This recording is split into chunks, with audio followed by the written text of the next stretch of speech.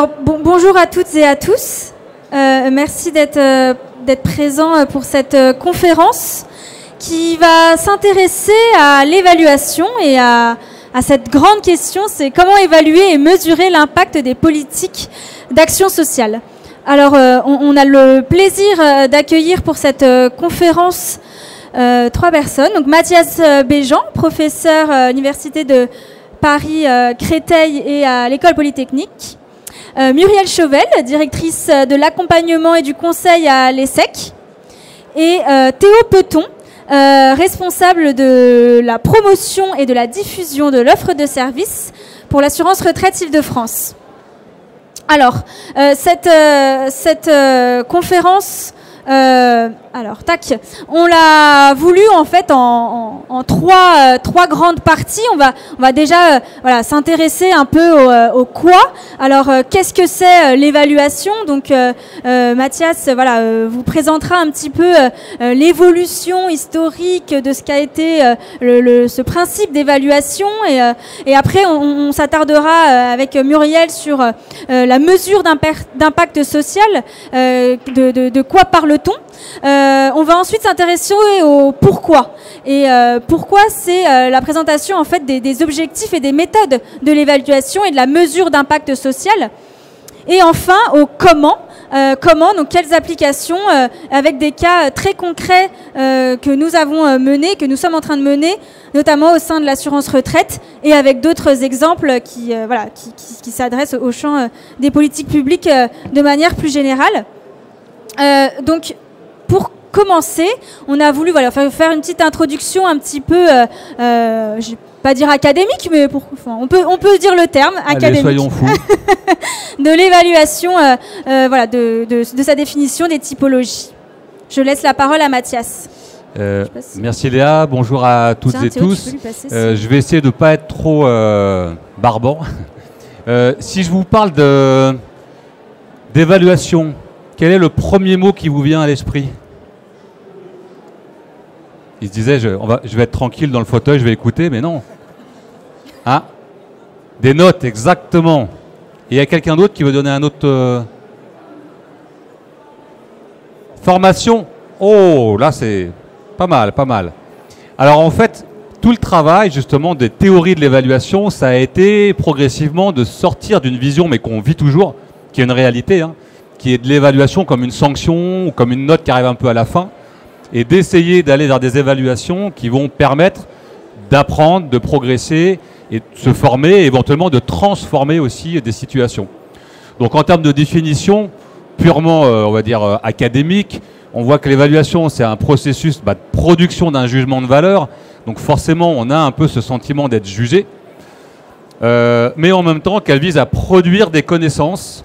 Dans le cas des politiques sociales ou des politiques publiques, ces connaissances, elles doivent servir et éclairer l'action publique. En gros, pour améliorer quoi? La pertinence, est-ce qu'on va toucher de vrais besoins? L'efficacité, l'efficience, est-ce qu'on atteint nos objectifs et avec quels moyens on peut le faire? Et puis, éventuellement, la cohérence et les impacts, ça je ne vais pas en parler, parce que ma collègue Muriel en parlera beaucoup après.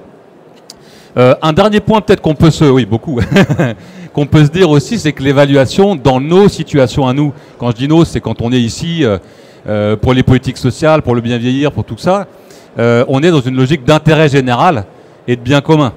Donc quelque part, l'évaluation, elle doit toujours peut-être avoir un petit plus dans nos situations à nous, c'est d'essayer de montrer qu'on agit vers un mieux pour cet intérêt général. Ah, c'est moi. Je me suis dit, j'allais donner des ordres. Allez.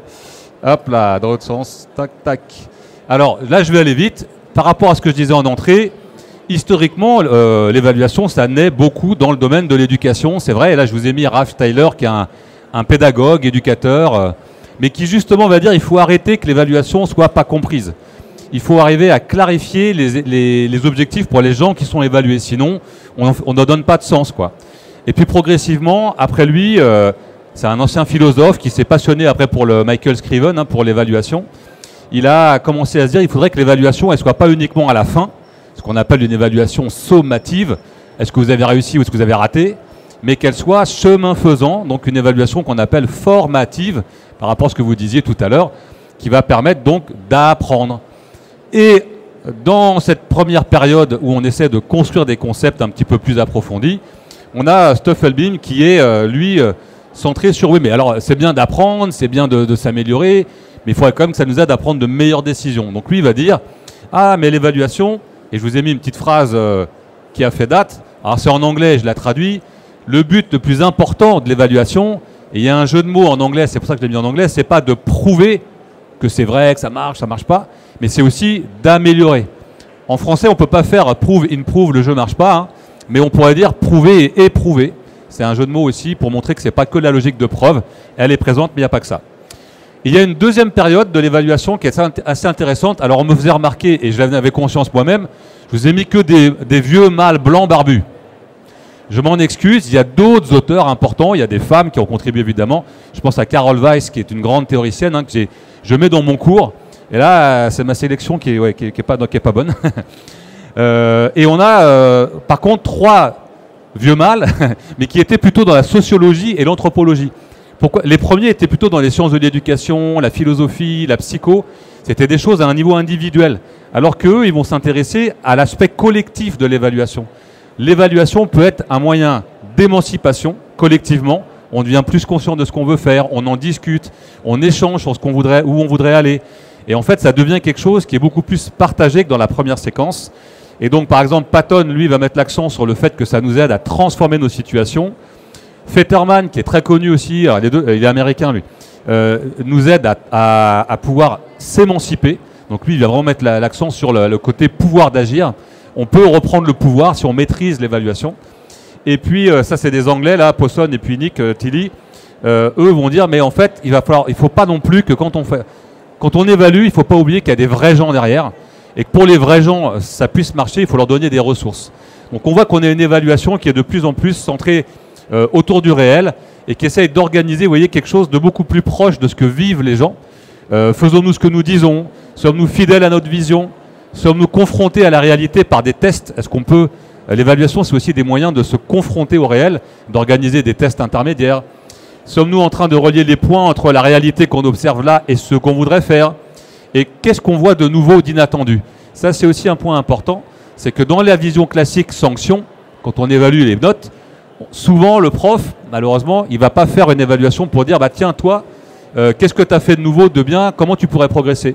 Alors, en pédagogie différenciée, on le fait, hein, mais pas toujours.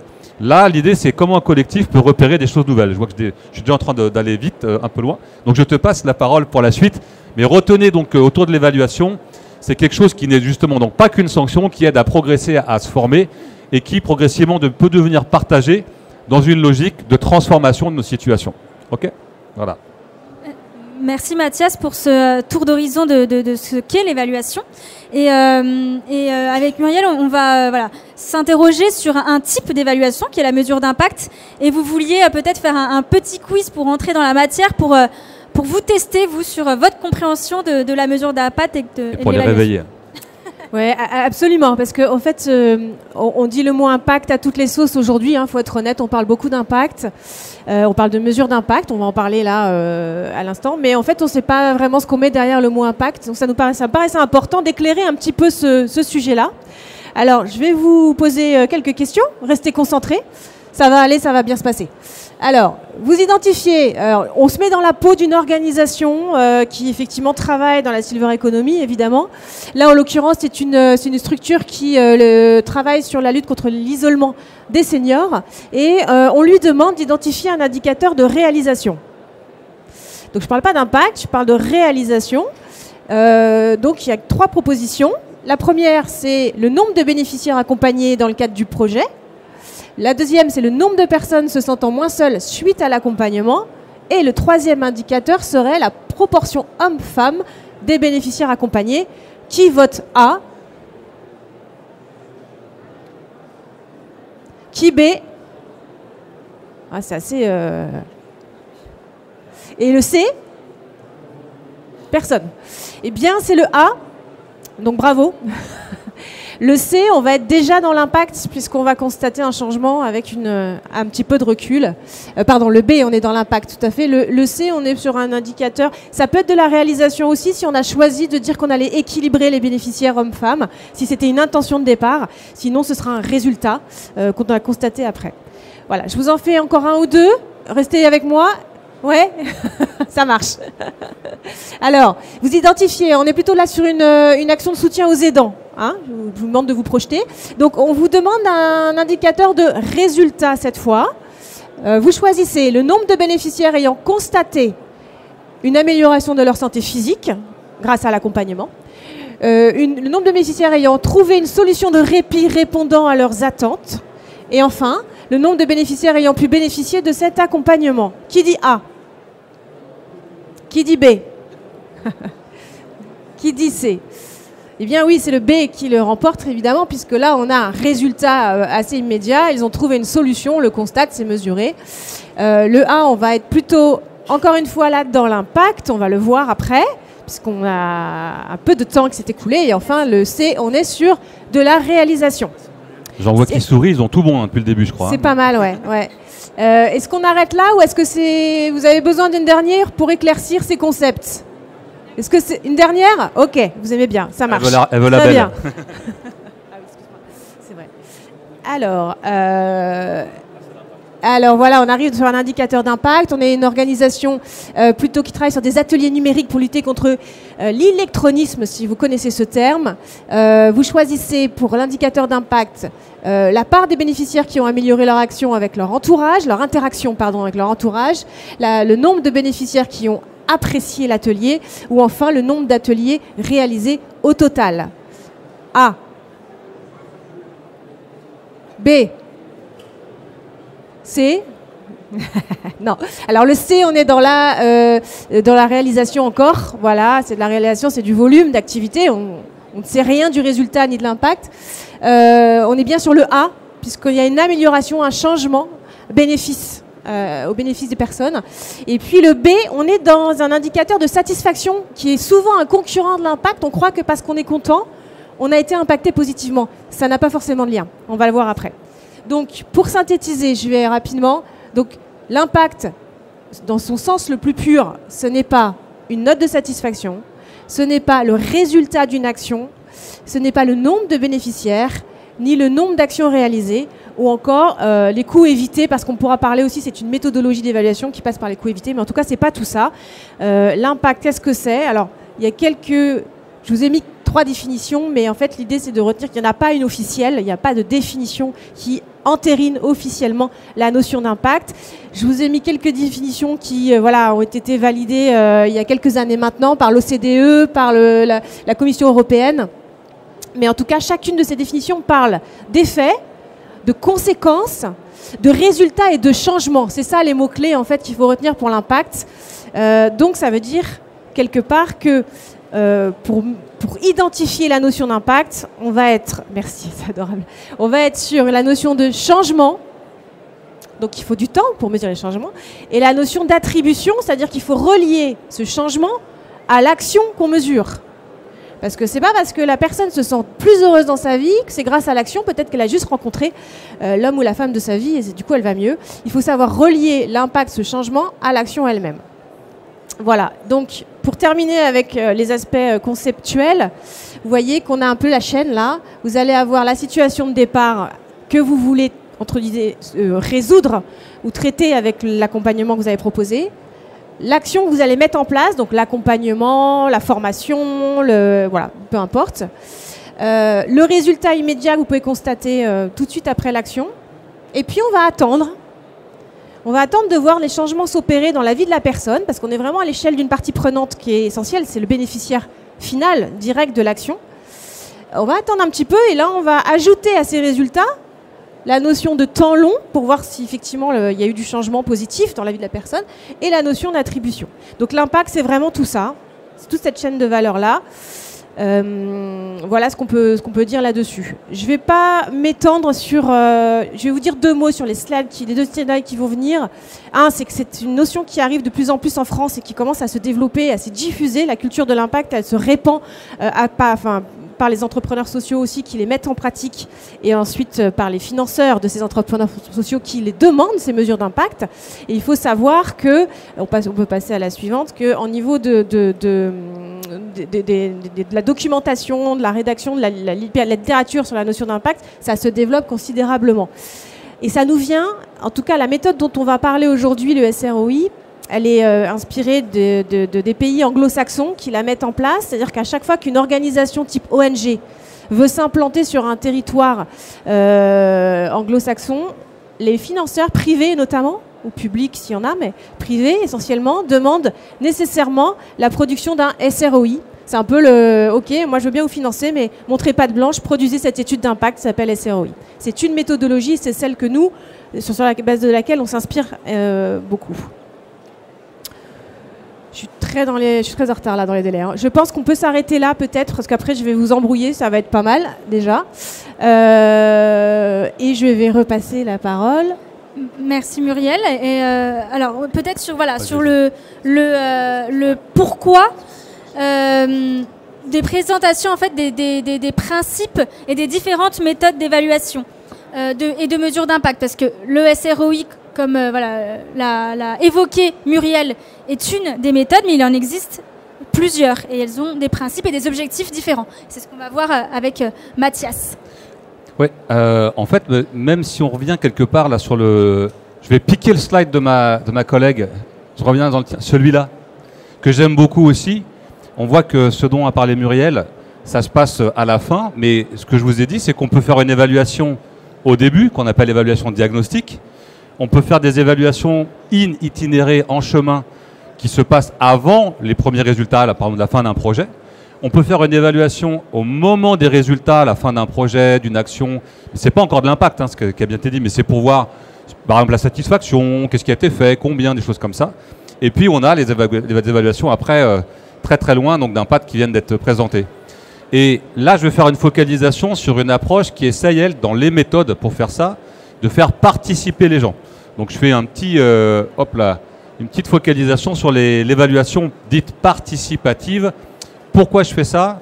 Parce que dans beaucoup de nos approches, en fait, pour arriver à mesurer, alors par exemple de l'impact, avoir un retour initial sur l'évaluation diagnostique, pour voir ce qui se produit en chemin faisant, on s'est rendu compte que c'est pas si mal d'avoir le point de vue des gens qui font les choses. Premier point.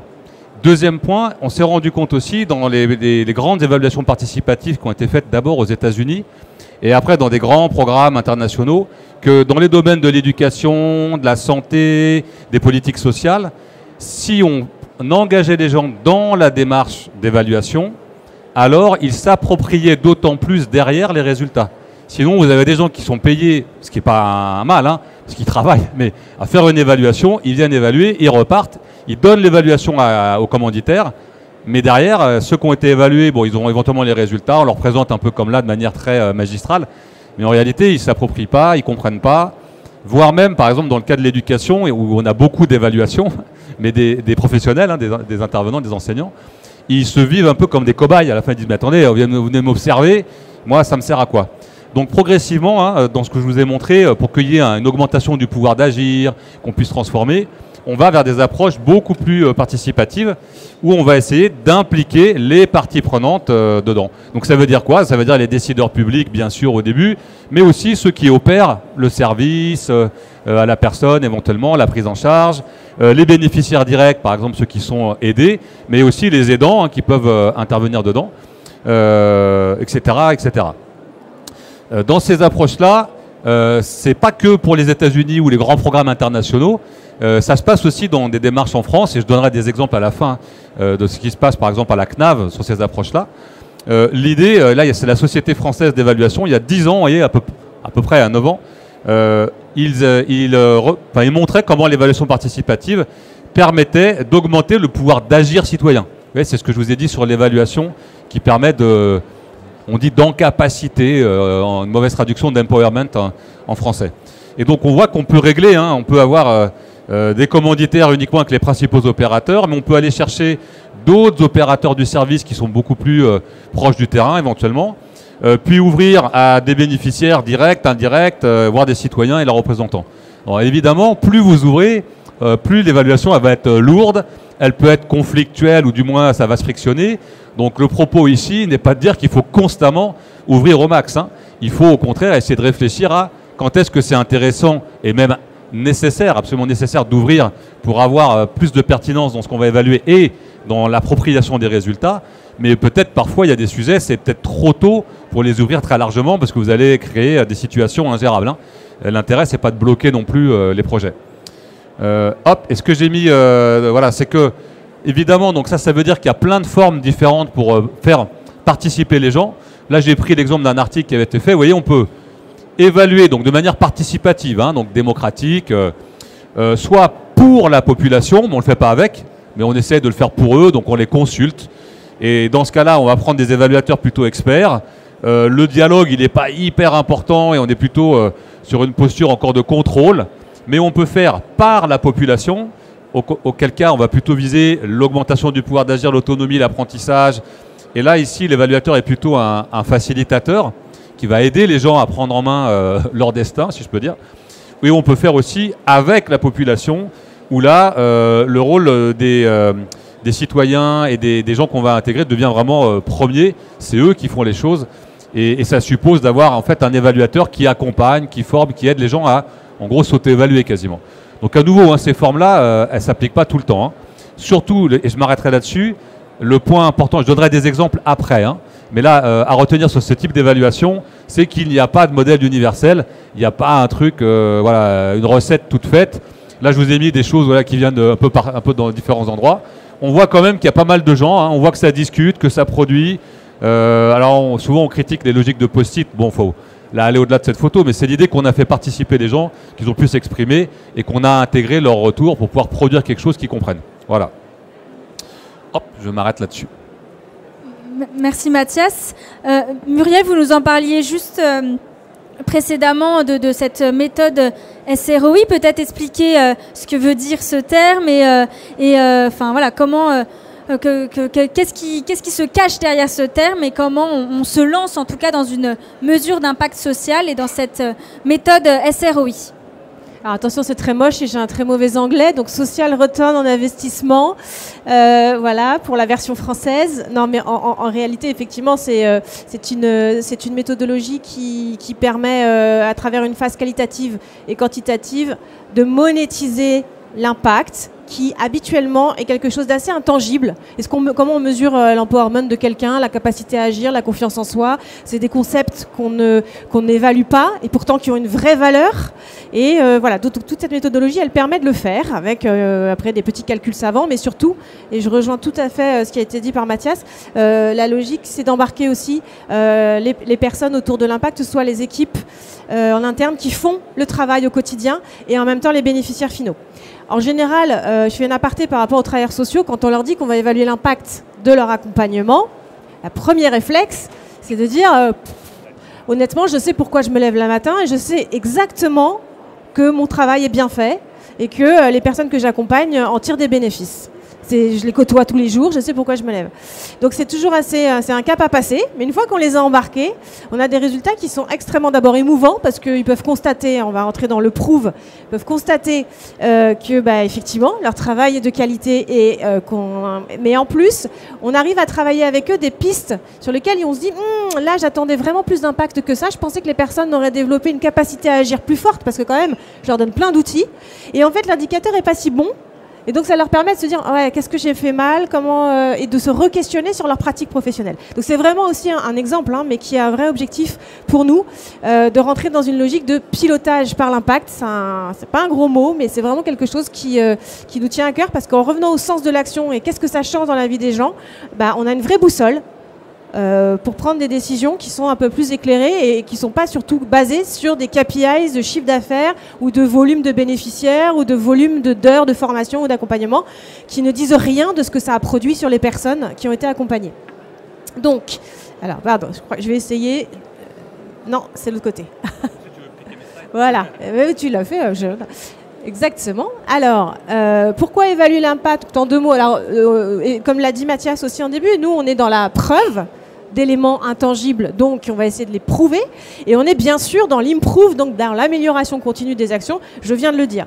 Mais c'est assez bluffant comme on voit et on constate que si on fait une évaluation en embarquant toutes les parties prenantes, et notamment les professionnels, les acteurs dans la démarche, on a des résultats qui sont à la fois tangibles sur la cohésion d'équipe, c'est-à-dire que les gens se reposent des questions, de pourquoi ils font les choses, quel sens on donne à notre travail quotidien, se reposent la question du sens de l'action, ils décrivent ce que l'on fait, ils se rendent compte qu'à quel point ils font un travail qui est assez formidable, et puis effectivement ça leur donne des billes, mais je viens de le dire, sur le choix, les décisions, où est-ce que je mets de mon énergie, où est-ce que j'en mets pas assez par rapport aux impacts que je constate. Et puis bien sûr, il y a l'autre pendant, c'est faire la preuve. On est tous dans un écosystème souvent de l'économie sociale et solidaire aussi quand on travaille sur ces sujets de silver economy et de bien vieillir. Et l'enjeu, c'est qu'on a des cofinancements et évidemment, ça permet de rendre des comptes et de montrer de manière un peu différente et surtout en lien avec l'ADN de l'organisation où est-ce qu'elle impacte. Donc ça permet de rendre des comptes, ça permet de développer ou de renouveler des partenariats, éventuellement d'avoir un effet levier. Et je vais m'arrêter là-dessus sur le côté se distinguer les autres, parce qu'une évaluation d'impact, telle qu'on va décrire la méthode rapidement, elle est complètement unique et propre à la structure qui développe une action. On ne peut pas comparer un résultat d'impact d'une organisation à une autre. C'est une tentation qu'ont les financeurs. Ils peuvent s'amuser à le faire, il n'y a aucun problème, mais il faudrait, pour que ce soit comparable, que les deux associations ou les deux organisations soient exactement identiques en termes d'implantation territoriale, qu'elles aient les mêmes populations cibles, mêmes particularités, qu'elles ont exactement les mêmes manières de réaliser l'action. Bon bref, il y a tout un tas de critères qui rend souvent incomparable deux mesures d'impact. Ce qui est intéressant, c'est de se comparer à soi-même, c'est le seul intérêt, hein, c'est de se comparer à, on fait une mesure d'impact, on se dit là on est bon, là on est moins bon, on travaille là on est moins bon, on refait une mesure d'impact, qui n'est pas forcément annuelle d'ailleurs, et là on constate qu'on s'est amélioré dans un domaine ou dans un autre. C'est vraiment l'intérêt de la démarche, ça c'est important de le dire. Ouais. Alors ça je vais passer, je l'ai dit largement. Je vais juste rapidement vous expliquer la méthodologie du SROI. Alors, je ne vais pas rentrer dans les détails, mais ce qu'il faut retenir, c'est qu'on a une phase qualitative et une phase quantitative. Quand on parle, pourtant on parle d'éléments tangibles, souvent on dit c'est du quali, le sentiment d'empowerment des personnes, le sentiment de mieux-être. Non, on peut le mesurer. Donc on va avoir une partie où on va aller documenter, interviewer toutes les parties prenantes d'une organisation, notamment les bénéficiaires finaux. On va travailler ce qu'on appelle la théorie du changement, c'est la chaîne de valeur. Hein, c'est comment notre action vient apporter un changement dans la vie des personnes à court, moyen et long terme. On va dresser un catalogue un peu long souvent d'indicateurs d'impact. Et puis ensuite, on va choisir ceux qui nous paraissent les plus essentiels par rapport à l'action qu'on a décidé de mener. Est-ce qu'on est plutôt sensible au sentiment de sécurité chez soi, ou est-ce qu'on est plutôt sensible au sentiment de capacité d'agir et de sortir de chez soi? Donc on va regarder où est-ce qu'on met le curseur et on va aller choisir les indicateurs qu'on va mesurer. Ça va être faire partie de la phase quantitative où on va aller, par voie de questionnaire, mesurer ces indicateurs. La dernière étape, si on veut vraiment aller jusqu'au bout, on peut travailler à donner un équivalent monétaire à cette mesure d'impact. Je vais passer à la dernière slide, comme ça c'est beaucoup plus parlant. Vous avez l'exemple ici de Café Joyeux. Tout le monde connaît Café Joyeux, je pense, voilà, qui travaille. Donc c'est des cafés qui mobilisent dans leur staff des personnes en situation de handicap. Et donc on a réalisé l'étude d'impact de Café Joyeux sur 4 de ces parties prenantes. Les parties prenantes, c'est toutes les personnes qui font partie de l'écosystème du dispositif. Donc on a évidemment en premier les personnes qu'on appelle les équipiers qui sont en situation de handicap. Vous avez les résultats aussi pour les familles et l'entourage de ces personnes. Vous avez quelques indicateurs d'impact aussi pour les convives, tout simplement les clients, et notamment l'impact qu'on attendait, c'est le changement de regard sur la situation de handicap. Et enfin, on a aussi mesuré l'impact sur les encadrants, c'est-à-dire le staff encadrant qui accompagne les personnes au quotidien et qui les aide à apprendre leur métier et à le faire de mieux en mieux. Voilà, donc vous avez pas mal d'indicateurs. On a travaillé selon la méthode qu'on vient de décrire précédemment. qui nous donne des résultats assez bluffants quand même sur des déclarations de type, je ne vois pas très bien parce que j'ai pas mes lunettes, mais enfin, vous pouvez le lire mieux que moi. Mais ce qui est important, c'est que tout ça, on a réussi à travers, non pas une moulinette magique, mais un travail autour de proxy, c'est-à-dire d'équivalent monétaire, à donner une valeur sociale qui permet de conclure à une seule phrase simple, qui est de dire, pour 1 euro investi dans Café Joyeux, on a 7,43 € de valeur sociale créée. Voilà, ça c'est toute la méthodologie du SROI. C'est un bon retour sur investissement social qui permet de dire que voilà, on a un rapport de 1 à 7 en investissant dans Café Joyeux plutôt qu'en laissant les personnes chez elles. Voilà, j'espère que vous avez compris que ce n'était pas trop nébuleux. Sinon, de toute façon, il y aura des questions, mais c'est pas fini. On a encore plein de choses à se dire. Merci beaucoup Muriel, et comme vous l'avez dit, c'est pas fini les illustrations. Comme ça, vous allez encore pouvoir mieux comprendre ce qu'est l'évaluation et les mesures d'impact, parce qu'on voulait vous donner à voir un peu des applications que on a menées et que nous menons encore au sein de l'assurance retraite. Et Mathias, je te laisse présenter. Ah, c'est Théo, pardon, qui commence. Théo, je te laisse présenter peut-être en quelques mots l'assurance retraite Île-de-France, la politique d'action sociale et pourquoi il a été un peu décidé de mener des actions d'évaluation et quelles ont été ces actions. Tout à fait. Je précise que Elsa Parlange, directrice de l'action sociale, n'a pas pu être présente avec nous, donc je vais tâcher de la remplacer, de témoigner pour l'assurance retraite, vous dire pourquoi, en tant qu'acteur qui remplit une mission de service public, en tant qu'acteur qui est plutôt financeur de projet, plutôt que porteur de projet directement, pourquoi on s'intéresse à l'évaluation de nos projets et de nos programmes d'action.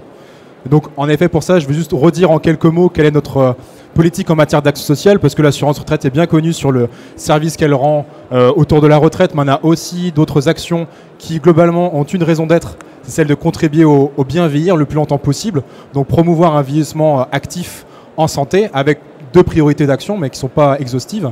C'est d'accompagner les jeunes retraités pour agir en prévention, et également accompagner les retraités fragilisés pour avoir une approche ciblée et proportionnée. Et donc ça se met en place par une offre de service qui a, pour aller très vite, 3 périmètres principaux. Accompagner les retraités dans leur vie quotidienne avec des aides individuelles qu'on va pouvoir mettre en place à domicile. Proposer aussi des actions collectives, notamment des actions de prévention autour de l'alimentation, de la mémoire, de l'activité physique, notamment par le biais d'un groupement qui s'appelle le PRIF, Prévention Retraite Île-de-France. Donc ça, c'est le 2e périmètre. 3e, c'est plus largement de contribuer aussi à transformer le cadre de vie. C'est-à-dire qu'on peut accompagner notamment des bailleurs sociaux à adapter les logements, mais également apporter des aides à l'investissement pour des résidences spécifiques. Tout le champ de l'habitat intermédiaire, notamment les résidences autonomie, qui permettent d'accompagner des personnes qui se sentent seules à domicile notamment. Voilà, ça, c'est les 3 périmètres principaux. Et on a aussi un axe transversal qui est autour du soutien à l'innovation. Donc ça, c'est aussi quelque chose d'important à avoir en tête. Également, au-delà de cette offre de service, quand on parle d'évaluation, il est aussi important de rappeler dans quel cadre les actions, dans quel contexte elles se mettent en place. Et nous, notre action sociale, elle se met en œuvre dans un cadre qu'on pourrait dire multiniveau. Alors, qu'est-ce qu'on veut dire par là? D'ailleurs, ce terme un petit peu barbare, ça veut simplement dire qu'il y a des logiques à la fois ascendantes et descendantes. Nous, Assurance Retraite Île-de-France, on est un opérateur de l'État par le biais de la CNAV, de la Caisse nationale d'assurance vieillesse. Donc on a aussi des objectifs qui nous sont assignés. Et en même temps, il faut évidemment qu'on soit attentif à la remontée des besoins qui nous viennent du terrain. Et on a notamment des représentants des salariés, des employeurs qui, dans notre commission régionale d'action sociale, valident et instruisent les réponses qu'on veut proposer aux besoins des retraités. Et également, les besoins, on y répond avec des partenaires. Toutes les actions qu'on porte, en tout cas la plupart, elles se mettent en place ce sont des actions qui sont intermédiaires. On finance des acteurs qui ensuite mettent en œuvre très concrètement les actions. Donc ces acteurs, ça peut être des acteurs du monde de l'habitat, des bailleurs sociaux, ça peut être des services d'aide à domicile. Donc voilà, des secteurs de politique publique qui sont très différents, qui ont des vocabulaires, des pratiques et des méthodes de travail très différentes aussi. Donc on ne peut pas évaluer de la même manière comme ça a pu être dit. Et également dire que nos actions, elles doivent être coordonnées avec d'autres acteurs institutionnels et notamment des acteurs locaux, en premier lieu les conseils départementaux qui sont chefs de file de l'action sociale pour les personnes âgées. Parce qu'on doit aussi être très attentif est-ce que notre offre de service qu'on pense à l'échelle régionale, elle s'adapte aussi aux différents contextes territoriaux, contexte urbain, périurbain, rural. Encore une fois, il n'y a pas de modèle voyageur qu'on pourrait déployer dans tous les territoires. Ces contextes territoriaux, ils sont aussi importants. Donc une fois que j'ai dit ça, vous dire plus précisément pourquoi on porte de l'intérêt à l'évaluation, tout simplement parce que ça nous permet d'améliorer notre action et notre offre de service. Ça nous permet d'avoir un ciblage plus précis de nos aides. Nous, l'objectif qui nous est assigné, c'est notamment d'avoir un meilleur taux de pénétration de nos aides individuelles. Très globalement, pour le dire vite, qu'il y ait le plus de retraités possible qui aient connaissance des aides individuelles qu'on met en place et qui puissent aussi tout simplement les activer pour qu'on n'ait pas des personnes âgées isolées, sans solution à domicile, alors même qu'on a une solution justement et un service précisément à leur proposer. Et donc il y a un effet quantitatif qu'on va chercher mais qui n'est pas suffisant. On cherche aussi à cibler les retraités les plus prioritaires, des personnes isolées encore une fois, des personnes qui vivraient par exemple dans les quartiers prioritaires de la politique de la ville ou encore, pour donner d'autres exemples, des retraités anciennement travailleurs indépendants par exemple, parce qu'on remarque qu'ils sous-investissent dans l'offre de santé et l'offre de prévention tout au long de leur carrière. Et également, notre offre de service, on doit l'améliorer dans le sens d'une meilleure durabilité. Nous, ce qu'on cherche à faire, c'est pas simplement d'apporter une action à un moment donné dans le parcours de la personne âgée, c'est de chercher à modifier durablement les pratiques des personnes âgées, mais aussi des partenaires, des intermédiaires que l'on accompagne. Parce que on a assez peu de financements qui sont de l'ordre de la subvention en fonctionnement. Bien souvent, on est plutôt sur des aides ponctuelles, des aides au projet. Et donc, on cherche aussi à ce que dans le monde de la silver economy, par exemple, dans le monde des bailleurs sociaux, dans le monde de la politique de la ville, cette culture de la prévention et de l'accompagnement des personnes âgées, elle infuse aussi. Et évidemment, quand on cherche à développer une offre de service, on veut que ça se mette en place, que ça touche sa cible, mais que ça soit aussi efficient. C'est-à-dire qu'on a un objectif qui est de bien gérer les caisses et donc de diminuer aussi, en tout cas de maîtriser nos dépenses. Et on doit aussi être attentif à tout simplement les dépenses qui peuvent déjà être assurées par d'autres partenaires institutionnels, parce qu'on a une brique de la réponse. Mais dans le service public de l'autonomie, il y a plein d'acteurs qui aussi peuvent intervenir auprès des personnes âgées. Donc il s'agit de pouvoir coordonner tout ça. Et en 2 minutes, avant de laisser la parole à Mathias, vous donner quelques exemples de projets qu'on a en cours et vous dire pourquoi c'est intéressant pour nous de faire de l'évaluation sur ces sujets-là. Notamment parce que quand on travaille sur la prévention, notre objectif, ça doit être de pouvoir faire émerger des actions probantes. C'est des actions qui ont fait la démonstration qu'elles changent durablement les pratiques des personnes âgées. Et pour ça, on peut travailler notamment avec le PRIF, Prévention Retraite Île-de-France. Chaque année, il y a un rapport annuel qui rappelle plutôt des réalisations, le nombre d'actions qui a été mis en place, le nombre de participants qui a été touché, le taux de satisfaction des personnes. Mais ce n'est pas suffisant. Et ça, c'est important déjà en termes de montrer la cible et la masse de personnes qu'on va aussi pouvoir toucher. Mais il faut aussi montrer quel impact ça va avoir sur leur vie quotidienne ou sur leur pratique. Et ça demande du temps. Et très précisément, il y a une étude qu'on a initiée par exemple avec le Gérontopole d'Île-de-France en 2016 et qui a permis, en accompagnant une cohorte de 500 personnes, de montrer qu'un atelier en particulier, mis en œuvre par le PRIF, équilibre en mouvement, il permet sensiblement de diminuer les chutes à domicile. Donc voilà, ça c'est une étude qualitative qui a été mise en place sur le temps long.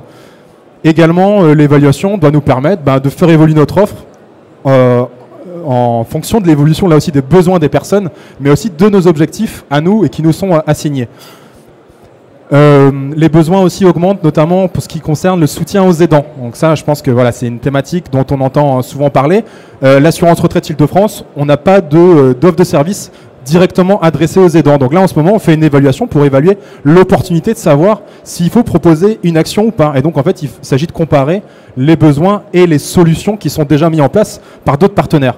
Parce qu'il faut bien comprendre que quand on développe un projet, il y a toujours un coût qui est au moins un coût d'opportunité. C'est-à-dire que quand on met en place un budget pour telle ou telle action, c'est un budget qu'on ne pourra pas utiliser pour autre chose.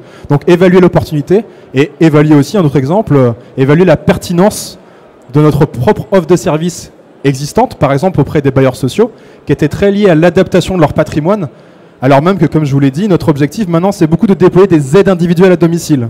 Donc on s'en est rendu compte que l'offre qui existe au niveau de l'assurance retraite depuis plusieurs années en direction des bailleurs sociaux, en fait, elle avait un gros problème, c'est qu'en fait, elle mettait peu en avant l'offre de service qu'on avait en direction des personnes âgées pour qu'ils soient accompagnés à domicile. Donc là, vous voyez, c'est même pas tellement l'enjeu de l'impact pour les personnes, c'est l'enjeu de la pertinence entre nos objectifs et notre programme d'action. Et quelques exemples encore, l'évaluation doit nous permettre évidemment de faciliter les parcours, de lutter contre le non-recours de nos aides et de nos prestations. On a une évaluation qu'on a lancée notamment sur une aide qui s'appelle l'aide au retour à domicile après hospitalisation, qui permet de faire de l'accompagnement à domicile pour une personne qui rentre à domicile après hospitalisation. Et donc là, on a une sous-utilisation actuellement de cette aide. On a un budget qui n'est pas dépensé complètement, pour le dire très vite. Et donc là, évidemment, il s'agit pour nous de comprendre pourquoi. Alors même qu'on voit bien que d'un point de vue, en raisonnant rapidement, on peut se dire manifestement il pourrait quand même y avoir un besoin sur ce sujet. Donc ça nécessite d'échanger avec les personnes et d'échanger aussi avec les professionnels, les travailleurs sociaux des hôpitaux par exemple. Également, ça doit nous permettre de l'évaluation quand on réfléchit à des référentiels avant le début de nos actions, et de se mettre d'accord sur nos objectifs avec nos partenaires pour s'assurer que les attentes soient bien partagées. Sinon, ça permet aussi de prévenir, les désaccords ou plutôt le désalignement des attentes entre partenaires sur certaines actions. Et donc, juste je termine en disant que l'objet de l'évaluation, c'est pas simplement notre action, ça peut être aussi du coup les partenariats et nos propres processus et nos propres process d'accompagnement des acteurs. C'est nous aussi qui sommes objet de l'évaluation dans l'accompagnement qu'on peut mettre en place. Et notamment, avec le Lab de l'ESSEC, là, on lance une évaluation sur un appel à projet qui s'appelle Innover pour la longévité. Il s'agit de comprendre pour des acteurs qui ont été soutenus par l'assurance retraite ces 5 dernières années, quelle était tout simplement la valeur ajoutée de cette aide en termes de visibilité, de coup de pouce financier, d'acculturation au secteur du bien vieillir. Et également, dans la même logique, on lance une évaluation pour mieux comprendre les attentes de nos partenaires des centres sociaux autour, là aussi, d'un dispositif de partenariat qui existe depuis longtemps. Donc voilà, pour le dire très rapidement, l'évaluation, ça permet d'améliorer notre offre de service, de la dépoussiérer un petit peu, parce que pour reprendre une formule, les personnes âgées vieillissent, nos dispositifs aussi. Ils doivent pouvoir être un petit peu modernisés d'un certain point de vue, et vous dire que chaque année, en fait, on réfléchit au programme d'évaluation qu'on pourrait mettre en place l'année suivante, et ça nécessite de faire des choix parce que même si on va travailler avec différents acteurs en fonction de nos objectifs, en fonction des méthodologies qu'on recherche, ça demande toujours une évaluation, beaucoup d'investissement de la part du commanditaire. Donc voilà, chaque année, on ne peut pas lancer 10 programmes d'évaluation si on veut le faire bien. Donc on doit là aussi faire des choix. Désolé, j'ai été évidemment beaucoup trop long. Merci beaucoup Théo, c'était très, très complet. Peut-être pour finir, on voulait vous apporter aussi des cas concrets, de la méthodologie, vraiment sur des actions qui ont été menées notamment avec Mathias au sein de l'assurance retraite, qui puissent vous donner des exemples opérationnels d'évaluation et de différentes d'évaluation participative pour le coup. Alors, en évaluation concrète, comment vous sentez-vous avec tout ce qu'on vous dit là? Vous êtes un peu assommé ou pas? Un peu, ça va. En fait, notre message, il a été quand même d'essayer de vous montrer, c'est vrai qu'on a tendance à vouloir beaucoup parler, parce qu'en fait, il y a plein de choses derrière ce mot évaluation, et on sent que souvent, il est restreint, on l'a dit au début, notes, sanctions, donc on a essayé de vous montrer qu'aujourd'hui, il y a plein de domaines dans lesquels on peut inventer des formes d'évaluation qui sortent un peu de l'image qu'on a d'habitude. Alors, je vais vous évaluer. Si la CNAV venait vous voir, et je pense peut-être prendre que 1 ou 2, pas prendre les 3 pour éviter d'être trop lourd, ou on les passera très vite. Mais maintenant, elle vient vous voir, la CNAV, et elle vous dit, maintenant que vous êtes des experts et des expertes, aidez-moi à évaluer un dispositif qu'on a mis en place chez nous. Donc là, c'est vraiment une évaluation interne pour mieux travailler, qu'on appelle l'entraide nationale. Qu'est-ce que c'est? En fait, il y a des CARSAT qui ont, pour plein de raisons, à un moment donné, du mal à pouvoir seuls assumer des traitements de dossiers. Et donc, elles vont demander de l'aide à d'autres CARSAT en France, de régions parfois éloignées, qui vont être du coup des CARSAT aidantes pour des CARSAT aidés. Ça suppose qu'elles se mettent en rapport, et que donc la direction générale au niveau de la CNAV organise des campagnes d'aide chaque année, recueille les besoins qu'ont des CARSAT qui veulent être aidés, et des propositions de celles qui veulent être aidantes. Et donc, c'est pas facile toujours d'arriver à faire ça. On n'arrive pas toujours. Donc voilà. Ça, c'est le problème, tel qu'il vous est énoncé. On vous suggère d'essayer d'avoir une logique participative parce que la CNAV, précisément, elle a envie d'améliorer les pratiques, etc. Alors, qu'est-ce que vous feriez, vous, là? Donnez-moi des idées maintenant qu'on vous a donné plein de choses. Qui vous embarquez si c'est participatif? Vous mettez qui? Est-ce qu'il faut des représentants des CARSAT aidés ou pas? Oui, on me dit oui. Est-ce qu'il faut d'autres types de représentants dans l'évaluation? Qui doit donner son avis là-dessus? Il y en a plein qui regardent en l'air en disant « Merde, les CARSAT aidantes, on se dit que ça peut être pas mal aussi éventuellement d'avoir leur propre avis, parce qu'on pourrait mesurer est-ce que ça a aidé celles qui sont aidées à traiter les dossiers qu'elles n'arrivaient pas à traiter. Bon, ça serait plutôt un truc d'efficacité, de résultat. Mais est-ce que les aidantes, elles en ont pas marre de faire ça? Est-ce que ce protocole, il est quand même confortable pour elles? On va découvrir que, je ne vais pas vous donner tous les résultats, mais que parfois c'est compliqué pour les aidantes. Et puis au niveau de la direction générale, on aimerait bien savoir comment ça se passe aussi pour eux. Et est-ce qu'à terme, elles ont l'impression que sur des critères, ça a de l'impact, ça change peut-être des pratiques, etc., etc. Donc, tout ça, nous, on a essayé de le faire. Et en plus, pendant la crise sanitaire, vous voyez, 2020-2021. Donc on avait prévu des ateliers participatifs en vrai. On a dû les faire à distance. Donc on a suivi un protocole un peu en 2 temps et on a essayé de faire notre réglage. Oui, par rapport à ce que je vous disais sur qui on met, si on mettait... Alors là, il marche pas le laser, il marche pas le laser, si? Non, il n'y a plus de laser. Non, je veux pas avancer. Non, je voulais pointer sur le... si on avait mis que les commanditaires, donc que la direction et ceux qui géraient ces campagnes, ça ne suffit pas. Donc on a ouvert aux opérateurs de la mise en œuvre, donc les CARSAT qui aident éventuellement. Mais il fallait qu'on ait aussi celles qui étaient aidées. Est-ce qu'on va aller jusqu'à prendre derrière, donc les bénéficiaires directs du dispositif, c'est celles qui sont aidées. Hein. Est-ce qu'il fallait aller prendre le point de vue des gens qui ont les dossiers des retraités? Là, ça devenait un peu compliqué parce que pour eux, c'est un peu transparent. Ils ne savent même pas que le dossier il est pris en charge par un autre CARSAT ou la leur. Et ça pouvait même peut-être créer des problèmes tendus parce que si on allait questionner en disant « Mais vous savez que votre dossier est traité ailleurs », ils auraient peut-être pu s'imaginer « Mais mes données, ça aurait été peut-être compliqué à gérer ». Donc, on n'a pas pris les citoyens, en gros, ce qui aurait été les retraités qui ont leur dossier. On s'est arrêté là. Et on a pris par contre l'ensemble des gens qui concouraient au dispositif. Donc on a eu une première étape de préparation, évidemment. Comme on n'arrivait pas à avoir des évaluations, on voulait interroger des gens, c'était compliqué, on a lancé un défi via une plateforme participative d'évaluation. Donc là, c'était en ligne. On a eu 70 contributions de gens qui ont réagi sur tout un tas de problématiques qu'on avait un petit peu préparées pour les aider à s'exprimer sur des problèmes qu'ils rencontraient. Et on a du coup ciblé sur des 10 points de difficulté qu'on a travaillé après et réévalué, enrichi avec des ateliers, donc du coup en ligne, de retour d'expérience. On a eu 30 collaborateurs qui représentaient tout le monde, la direction, les aidés, les aidants. Et ça permet d'établir un diagnostic. Mais je vous ai dit, moi je viens d'une tradition où on aime bien, et ce n'est pas obligatoire, hein, que l'évaluation, elle permette d'engager une transformation. Donc en fait, c'est ce qu'on appelle l'évaluation développementale. Donc on a essayé, sur la base de ça, de pouvoir faire ressortir avec des entretiens approfondis. On a impliqué du coup les équipes techniques dans les CARSAT aidés et aidantes, mais aussi les équipes de direction, donc c'était beaucoup plus ciblé. On aura posé des questions plus fines sur, étant donné ce diagnostic, est-ce que vous le partagez ou pas? Et est-ce que vous voyez ou pas des pistes se dégager?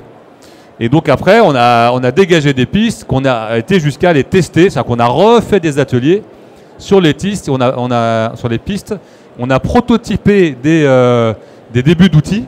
Et ces débuts d'outils, en fait, ils les ont pris et ils les ont, eux, testés en vrai derrière dans leur CARSAT. Donc on voit qu'en fait, l'évaluation, en fait, finalement, plus ça allait, plus elle s'est transformée en mise en œuvre d'un changement au moment même où on évaluait quelque part. Donc c'est assez intéressant de voir ça. Là, j'avais mis des exemples de ce qu'on avait mis, les canevas remplis. Ça, c'est une sorte d'évaluation de l'activité de ce que nous, on a fait. Est-ce que... Bon, déjà, ça donne un peu une idée. Est-ce que je vais plus loin? Je ne sais pas, mais je vais aller très vite sur les 2 autres. On a eu un autre dispositif qui est l'aide à domicile mutualisée, alors qui a très évolué puisqu'elle a été arrêtée en Ile-de-France. C'était une expérimentation, mais elle n'était pas évaluée. Donc là, pareil, on a mis en place une évaluation, on a essayé d'interroger de nouveau le plus de gens possible, et pas uniquement en interne. Donc on a ouvert de nouveau un premier temps avec des entretiens où on a pris des gens des résidences, des personnes des services d'aide à domicile, des structures qui font les évaluations d'aide à domicile, des gens de l'équipe de direction et qui participaient à la présentation du dispositif, mais aussi on a pris des retraités. Ah, c'était compliqué parce qu'ils n'étaient pas toujours disponibles, hein, c'est pas facile, mais on a tenu à avoir quand même leur point de vue pour être sûr qu'ils soient un peu impliqués. Il en faudrait plus, hein, à vrai dire. Et à nouveau, en fait, dans cette approche-là, après, on a essayé de travailler sur un atelier participatif, je ne sais pas si je l'ai mis derrière, ouais, c'est ça, qui a abouti avec 25 personnes à essayer à nouveau de partager le diagnostic et de partager des pistes de transformation. Donc ça, c'est, vous voyez, c'est une approche à nouveau développementale qui est mise en œuvre sur un autre sujet. Et on l'a fait à nouveau pour le bienvenue à la retraite. Là, c'est un dispositif de... En fait, il existe déjà pour les retraités, mais on voulait la CNAV voulait et le PRIF voulait l'étendre à des gens qui ne sont pas encore retraités, qui sont à 1 ou 2 ans de la retraite, pour essayer de les sensibiliser. Donc là, il fallait interroger non seulement ces personnes-là, mais il fallait aussi interroger les gens qui participent à la formation. Donc là, de nouveau, on a les bénéficiaires directs, mais on va avoir tous les opérateurs de la mise en œuvre. Donc on avait la direction, les services RH des structures qui avaient accepté d'expérimenter. Donc on a parlé avec les DRH. On a évidemment interrogé les participants, on en a eu plus de 50. Les formatrices qui participaient pour voir ce qu'elles pensaient aussi de cette extension de la formation qui normalement était faite pour des retraités. Hein. Et là c'était pour des gens qui n'étaient pas retraités. Et on a vu par exemple que les modules n'étaient pas toujours adaptés parce qu'il y avait des questions qui posaient sur un peu différentes pour préparer leur retraite et non pas être à la retraite. Enfin, c'était pas pareil. Et puis, on a pu observer des modules in situ, où là, on est allé dans les formations, on en a eu 20 dans 4 structures différentes. Donc, vous voyez, donc ça donne des protocoles où quand on veut faire participer et collecter des points de vue, alors généralement, ce que vous faites vous, et nous on le faisait, mais c'est pas nous qui le faisions, c'est que là, nous, c'était assez qualitatif, et tu combines quali et quanti, ce qui est la bonne pratique. Hein. Et nous, dans notre cas, il y avait un autre groupe qui était chargé de faire des enquêtes quantitatives à chaque fois à côté. Ce qui permettait d'avoir le double regard, quali et quanti, et souvent on se parlait, quoi. Voilà un petit peu, j'ai réussi à en parler tout. Pour vous donner des exemples concrets, vous voyez, ça embarque quand même du monde. Ça veut dire qu'on a des entretiens, des ateliers, de la collecte, enfin, c'est un peu lourd. Donc on ne peut pas le faire tout le temps, le participatif, je parle. Hein. Il faut choisir les sujets. Il y a des fois des sujets où on va aller moins loin, parce que il faut économiser les forces. Hein, et j'espère que ça vous a intéressé quand même un peu. Merci beaucoup Mathias. Et en plus, on voit que, par exemple, sur ces 3 cas pratiques, le deuxième sur l'aide à domicile mutualisée, l'évaluation a permis de voir que l'offre n'était pas justement adaptée au public, ni efficiente, et même en termes de charge de travail, et qu'elle a un peu, qu'elle c'était unanime. Et on a dû, on est en train d'arrêter de modifier le dispositif. Pour le 3e cas, bienvenue à la retraite, on a eu des pistes d'évolution, et là pour faire évoluer, pour répondre au mieux aux besoins. Donc ça guide, on voit très concrètement les effets vraiment hyper opérationnels qu'ont quand même des évaluations de dispositifs, de formation. Et là ça vient du fait que dans la méthode d'évaluation qui s'appelle développementale, on essaie de faire apparaître ce qui est émergent dans l'évaluation et ce qui pourrait être des pistes de transformation. Ouais, mais c'est pas toujours obligé de le faire. Hein. Là c'était vraiment un choix parce qu'on voulait faire ça. Parfois le diagnostic partagé est déjà très intéressant en tant que tel. Hein. Merci en tout cas à vous 3 pour votre participation. Oui. Je vais, si certaines ont des réactions, des questions, profitez-en. On a 3 experts autour de la table. Voilà.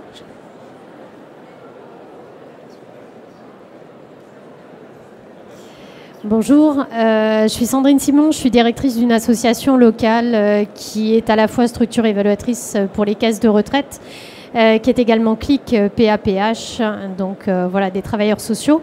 Et donc nous sommes aussi opérateurs pour les CFPPA, les conférences des financeurs, qui du coup voilà, sont dans une montée en charge sur les demandes justement d'évaluation qualitative, quantitative, enfin plus seulement quantitative mais aussi qualitative, avec la notion de mesure d'impact. Donc j'étais très intéressée par tous vos propos. Même si je dois dire qu'à la fin de votre exposé, je me dis qu'on n'est pas à la hauteur, mais qu'on ne le sera jamais. Parce que finalement... Non mais, Parce que finalement, ce que vous avez démontré, c'est que d'une part, l'évaluation, pour qu'elle soit réellement opportune, il faut qu'elle vienne de l'extérieur. Enfin, moi, en tout cas, c'est le ressenti que j'ai eu de vos exposés. Et quant à la mesure d'impact, j'ai vraiment l'impression qu'en fait, il faut une quantité, ou en tout cas une répétition assez longue, et que finalement, sur des petites associations locales, en fait, on n'est pas en capacité de pouvoir démontrer un impact réel de ce que l'on fait, en tout cas, pas suffisamment pour que ça devienne une évaluation probante ou une action probante au titre de ce qu'on entend aujourd'hui par la CNSA, par la CNAF, par les CFPPA. Enfin voilà, donc je suis un peu entre deux. Alors, il y a plusieurs choses dans ce que vous dites. Alors, c'est vrai qu'en tout cas, la méthodologie que j'ai présentée, qui s'appelle le SROI, elle paraît un peu costaud parce qu'on la veut robuste. Effectivement, elle déroule un protocole. Mais en toute transparence, on le met à profit de petites organisations aussi. Hein. Donc, en fait, on peut évaluer un périmètre de projet qui soit assez restreint. Donc c'est pas forcément adapté, c'est pas forcément quelque chose qui est extrêmement lourd. Le deuxième, j'ai plein d'exemples, mais ça on pourra y revenir. Le deuxième enjeu, c'est de se dire que effectivement l'évaluation par un tiers. Pour monter une marge dans l'évaluation d'impact, c'est bien d'avoir un regard extérieur et expert, parce qu'effectivement il y a la notion de transparence et de crédibilité des travaux qui ont été faits, et donc être accompagné par un expert, un cabinet expert qui a l'habitude, qui a des références et qui applique une méthodologie qui est reconnue, c'est toujours mieux. Mais nous, notre enjeu, en tout cas, en tant qu'expert ESSEC, c'est de vous pousser et de vous former, et qu'après, les autres évaluations, c'est vous qui les fassiez. Parce qu'on aura construit ce référentiel au départ, on aura construit vos indicateurs et vos outils de collecte, et ensuite, on vous accompagnera s'il le faut, mais ensuite, c'est à vous de vous emparer pour rentrer dans une logique de pilotage par l'impact. Le troisième point, c'est que... Oui. Pour rebondir sur ce point-là, c'est ton cas à toi, à mon avis, et en tout cas, c'était notre cas à nous dans les 3 projets. L'évaluation, il y a le comité de pilotage, on avait insisté pour que des gens de la CNAV, des opérationnels, soient dans les groupes tout le temps pour qu'il y ait cette appropriation. Parce que nous, on n'a pas vocation, enfin en tout cas moi en tant qu'universitaire, à répéter tout le temps. Toi, c'est un petit peu différent peut-être, mais on a quand même envie, nous, de transmettre. C'est pareil. Hein. Ouais, c'est exactement nous, on a pareil. vraiment envie d'aider l'écosystème à monter en compétences. Mais c'est vrai qu'il y a un petit coup d'entrée au début pour se transformer. Ouais. Et oui, non, mais c'est très important. Et nous, quand on restitue l'évaluation d'impact, on le fait en 2 temps. On fait un premier à froid. Alors voilà tous les indicateurs, ça vous évoque quoi. Et après, on construit avec souvent les salariés qui sont en première ligne et qui connaissent l'action sur le bout des doigts. Et on construit avec eux les axes de progrès et d'amélioration sur les indicateurs qui ne sont pas très bons. Comme ça, ils sont complètement embarqués dans les sujets. Et donc, on a fait pas mal d'évaluations d'impact sur des tout petits opérateurs de l'action sociale qui sont des partenaires de Malakoff Humanis, par exemple, ou d'autres organisations.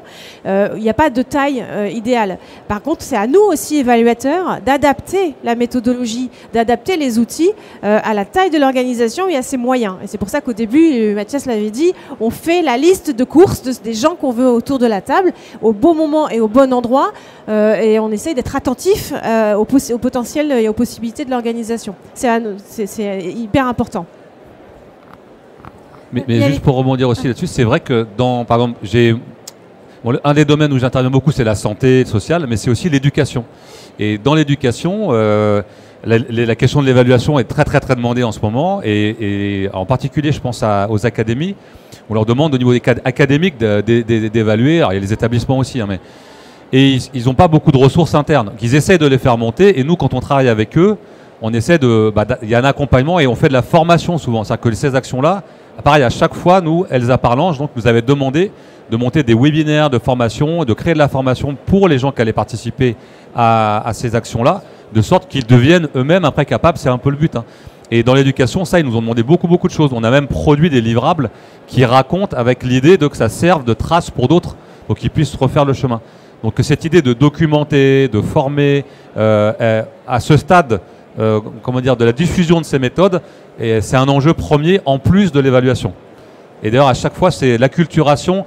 On avait même, nous, été financés au début sur des budgets d'acculturation, pour le dire. C'était vraiment ça. Donc c'est des enjeux clairs, hein, d'essayer de monter un peu en compétences, d'accompagner. Et c'est vrai que sinon, c'est difficile. Merci, on va prendre une dernière question. Madame, hop.